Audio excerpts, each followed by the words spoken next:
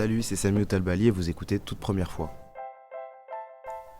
Ilias dans Les Grands, Selim dans Fierté, Reda dans Mortel et Raïm dans Sex Education. À seulement 22 ans, le comédien Sami Outalbali est déjà un visage familier de la fiction, où son charme et sa bouille enfantine illuminent chacun de ses rôles. Dans le film d'auteur Une histoire d'amour et de désir, sorti début septembre, Sami joue le rôle d'Ahmed, un étudiant débarquant pour la première fois à la fac. Il est tour à tour drôle, touchant et maladroit quand il est en présence de Farah, la première fille avec qui il va vivre une histoire d'amour et de désir. Tout le contraire de Raïm, le lycéen français sûr de lui légèrement condescendant, qu'il incarne dans la saison 2 de Sex Education et dans la saison 3 qui vient tout juste d'être mise en ligne sur Netflix. J'ai découvert Sami dans la série Les Grands, où il interprétait avec beaucoup de candeur et une certaine innocence le jeune Ilias qui explore son homosexualité au cours des 3 saisons de cette très belle série. Et contrairement à ce que je pensais, ce n'est pas là que Sami Outalbali a fait ses premiers pas devant une caméra. C'était en 2006 pour un téléfilm. Toute première fois, saison 2, épisode 3. Et ouais, donc Sami Outalbali. Premier grand rôle au cinéma, donc dans Une histoire d'amour et de désir. Après quand même des passages mémorables dans pas mal de séries, notamment dans Les Grands et dans Sex Education, la saison 2. Mais avant ça, donc du coup, tu as joué pour la première fois, si je me trompe pas, dans un téléfilm, donc c'était en 2006. Ouais. Ça s'appelait, du coup, Il faut sauver Saïd. Ouais. T'avais, je crois, 6-7 ans. J'ai calculé 6 ans. Ouais. Et du coup, est-ce que tu peux me raconter un peu comment ça s'est fait? Qu'est-ce que c'était du coup ton rôle et c'était quoi l'histoire du film du coup?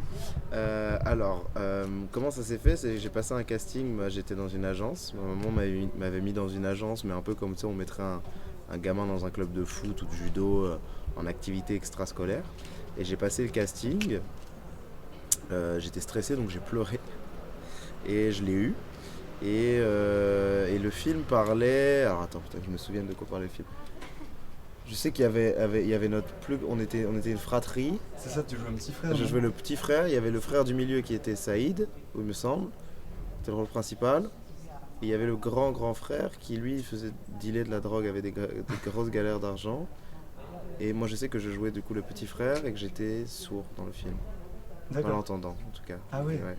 Ah c'est marrant, parce que effectivement en fait j'ai vu la bande-annonce de ce film là ou un extrait et j'ai cru t'apercevoir effectivement au moment de l'appartement et je me disais mais je crois que c'est lui mais je suis pas sûr. Ouais, si c'était moi. Et donc du coup tu me disais que t'étais dans une agence, du coup c'est ta mère qui t'a mis dans une agence, mais c'était toi qui lui avais dit quand t'étais tout petit que tu... Non, mais c'était... ou... En fait je faisais des photos de pub un peu petit et après un photographe lui avait dit bah tiens il se serait pas con qu'il en fasse et tout, j'ai dit bah pourquoi pas. Puis elle m'a dit si ça te plaît tu continues, si ça te plaît pas on arrête tout de suite tu vois. À voir ce que ça donne, tu vois, on sait jamais. Et j'ai adoré. C'est vrai? Tu te souviens de ce que tu as ressenti parce que du coup t'étais jeune quand même mais... Sur le plateau, ouais, j'ai kiffé. Je voulais pas partir. J'aimais trop ça, c'est trop bien. Mais ouais, donc du coup ça t'a donné envie de continuer, t'avais l'impression d'être à ta place en fait sur ce plateau-là? C'était un monde d'adultes et puis j'avais le droit d'y être, tu vois. Puis ils disaient des gros mots, des trucs, et j'avais le droit d'être à côté. Et puis je sais pas, tu sais, quand t'es tout petit comme ça, t'es pas traité comme un adulte évidemment, mais t'as déjà l'impression de pas être traité comme ton âge, quoi. Puis c'est trop bien. Je sais pas, c'était génial. Ouais, c'était pas du tout genre éprouvant ou compliqué à ton âge, genre t'as vraiment vécu ça. Ah ouais, non. Et puis quand t'es enfant en France, pour tourner, c'est très très bien fait. Hein. T'as la DAS qui surveille tout, donc oui, t'as des nombres d'heures que tu peux pas dépasser pour un enfant sur le plateau par jour. Ah oui. Non, t'es très très aidé, sincèrement. Et je suppose qu'il y avait tes parents qui étaient... J'avais mon grand-père qui m'a accompagné. Ouais. D'accord. Qui était tout le temps sur... Et ça veut dire combien de temps le tournage? 3 semaines, je crois. Ah ouais, donc pendant 3 semaines, t'étais plus en cours, je suppose, ou t'avais... C'était pendant les vacances d'été. Ah d'accord. Ouais. D'accord, donc ouais, encore mieux. Mais après, les films que j'ai fait après et tout, qui se passaient pendant les périodes scolaires, j'avais des profs, ouais. Ils te font venir des profs et tout, parce que le niveau scolaire est hyper important. Si tu veux avoir le droit de continuer à tourner, il faut quand même que tu sois bon à l'école, que tu aies des bons résultats. Sinon, après, tes proviseurs peuvent dire non, il est pas assez bon à l'école pour pouvoir se permettre de pas être là pendant 3 semaines ou un mois. Donc j'étais toujours obligé de... J'étais pas excellent du tout, hein, mais j'étais toujours obligé de rester à un moyen, quoi. Ouais.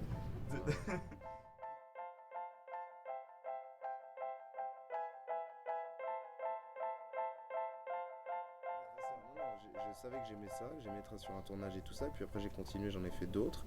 Puis après vers 15-16 ans, j'ai continué. Puis là, avant, je voulais faire plein d'autres trucs, tu vois, je me persuadais que je voulais faire plein d'autres choses, je m'intéressais à plein d'autres trucs. Puis à 15-16 ans, ouais, je me suis rendu compte, 16-17 plus, je me suis rendu compte que c'était ça, que j'étais pas heureux quand je tournais pas. Ah ouais. Que l'absence de tournage, le manque enfin ne pas jouer et tout ça me rendait malheureux. Parce que t'as fait pas mal de petits rôles, je voyais avant du coup les grands, t'as fait pas mal de petites séries, de petits téléfilms, du coup t'as quand même continué un peu ça sur la période, mais c'était pas forcément le premier truc que t'avais en tête, mais tu t'en rendais compte ensuite du coup. Ouais. En fait, je me suis rendu compte ensuite que oui, vraiment ne pas tourner, ne pas jouer, provoquer un, t'inquiète, provoquer un manque et ouais, provoquer un manque et un petit sentiment malheureux chez moi. Ouais. Et donc du coup pendant cette période-là, après, est-ce que t'as continué à prendre des cours de théâtre, t'as pris des À cours comme 18 ça? ans. Du coup plutôt à 18 ans, Ouais, d'accord. j'ai eu mon bac et à 18 ans, je suis parti en école de théâtre, au D'accord. cours Perrin-Lacroix, opéra, qui est un cours contemporain. Et j'ai adoré, c'était incroyable. Et du coup, voilà, j'en ai fait pendant 2 ans. Et jusque-là, donc du coup tous les rôles que tu faisais ça plutôt du coup en fait au film quoi, genre quand tu Ouais, jouais, t'avais pas du ouais, tout... bah ça se voit, hein, c'est pas ouf non plus, hein. Mais oui. Et 18 ans, c'est quand t'as commencé à jouer dans les grands du coup? Ou Non, c'était j'avais un peu déjà avant? commencé les grands, j'ai commencé à 16 ans les grands. C'était à la saison 1 du coup, ouais, Ouais, quand vous êtes en troisième. ouais. Et ça, comment ça s'est fait du coup les grands? Pareil, c'était Un casting, un casting tout simple. un casting et ça s'est fait.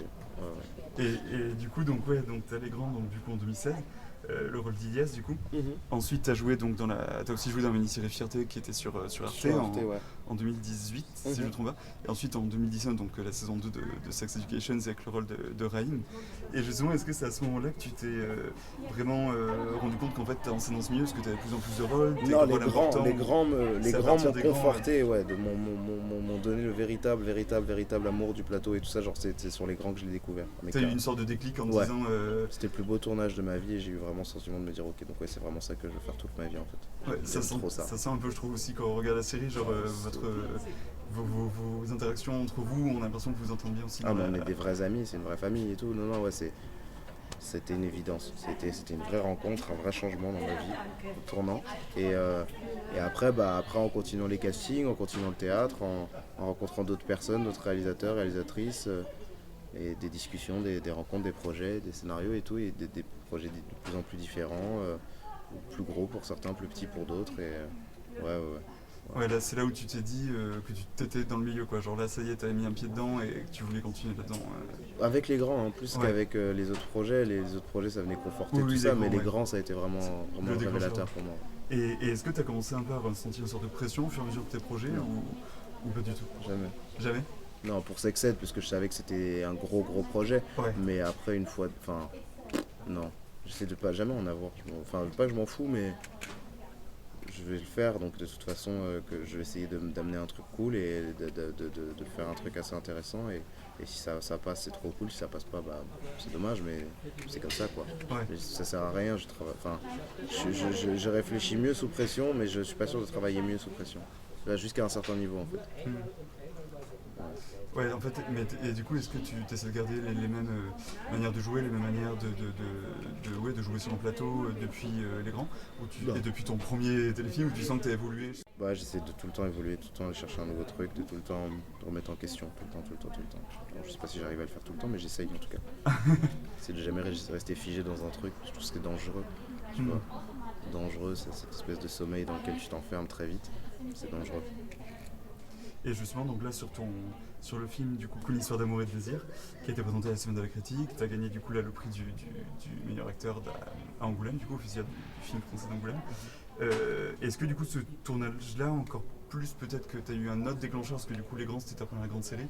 Là, c'est ton premier grand film, ce que tu en as déjà fait, mais c'était plus des petits rôles. Là, tu as le premier rôle de ce film-là. Est-ce que là aussi, c'était un peu un déclencheur où tu te dis, bon, là, vraiment, j'ai changé de game? Et est-ce que du coup, tu t'es rendu compte que les enjeux étaient peut-être pas les mêmes ou tu t'es pas forcément rendu compte de ça en tournant? Alors, sur Angoulême, le film a aussi gagné le Valois de Diamant, Oui, le bien Valois sûr. du meilleur film. Et non, et sur le film, bah, c'était assez impressionnant, assez stressant, ouais, au début de me dire que j'allais avoir le rôle principal de ce film-là, qu'en plus c'est du point de vue d'Ahmed tout le film, donc que le personnage est vraiment de tous les plans, quoi. Donc moi aussi forcément. Mais ouais, mais j'ai adoré ça, mais en fait j'ai envie de faire un peu assez tout en fait. À la fois si je peux faire des premiers rôles et tout pour des projets qui me plaisent, c'est trop bien, mais aussi s'il y a un projet que j'adore et que le seul rôle qu'il y a pour moi dans ce film là, c'est un rôle secondaire mais qui sert le film et qui sert l'œuvre, bah je kiffe, j'ai pas envie de m'enfermer dans une volonté permanente d'être que dans des premiers rôles ou quoi. Ouais. Parce que j'ai pas la prétention de. Je peux pas prétendre à ça, déjà. Et aussi. Parce que des fois, je trouve que les seconds rôles sont parfois plus importants que les premiers. Tu vois, qui rajoutent un truc et qui donnent la De vraie l'épaisseur, valeur ajoutée au ouais. film. Ouais, Toi, t'as juste envie de jouer en fait. ouais juste envie de jouer et faire des choses qui me plaisent. Ouais.